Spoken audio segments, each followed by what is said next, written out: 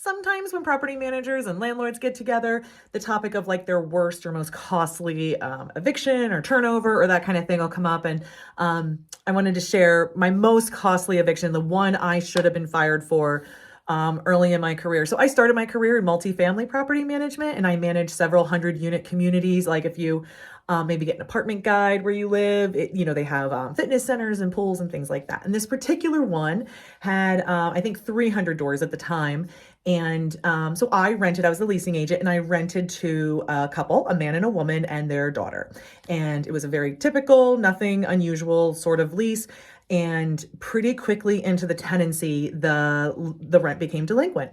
And what was more unusual about this tenant versus maybe other delinquent tenants I had encountered, and by this time I was the property manager, by the way, so now I was really accountable for what happened at this property. And I was early in my career. I was in my young 20s.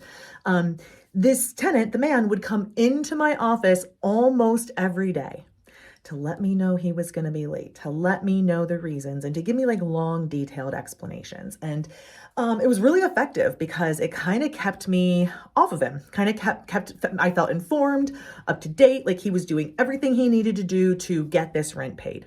And very quickly, the rent was not being paid at all. And I mean, month after month after month. And I had bosses, right? I had a regional property manager, and she was a great mentor, by the way. She's left the business, but I loved working with her. And thank God she didn't fire me when this happened. But I used to have to send reports up and say, here you go, bosses at the regional level. Here's the tenants that haven't paid. Here's what I've done about it. Here's the status of everything. I do not know how this tenant month after month after month would go, because we would file in the first month of delinquent rent. So this tenant would come in and tell me about how their identity had been stolen, and they were going through that. And then something happened with the lawyers that were helping them with the identity theft. And then they told me that they got these 2 jobs when they came to town, and one of them wasn't paying him at all. He had worked for months without a paycheck. And just, I think in this case, it was like maybe like an emergency transport company, like ambulances or something. It wasn't like an under the table kind of gig. So anyway, it went on and on and on and on and on until finally I did get a wake up call. And I cannot remember what the wake up call was, but the rent had not been paid for over 6 months.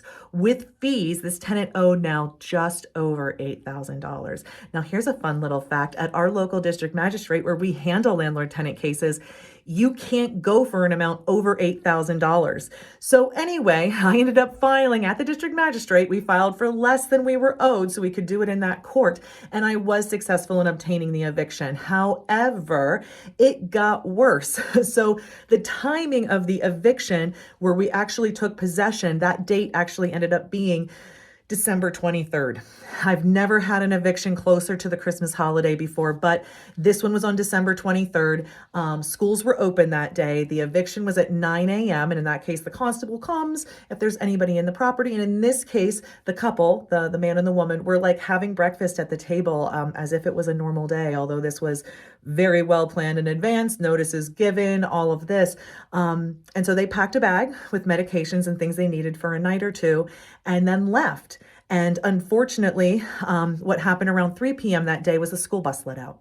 And I saw the young girl who lived in that apartment walking up the hill to her apartment. And I was so fearful she would get to the top of that hill and find the door locked and not know what to do and be scared. And so I was getting ready to get into my car to go retrieve her and bring her to the office so that we could call her parents. And just before I reached my car, I saw her parents drive up and get her. And this is a terrible story. It's heartbreaking.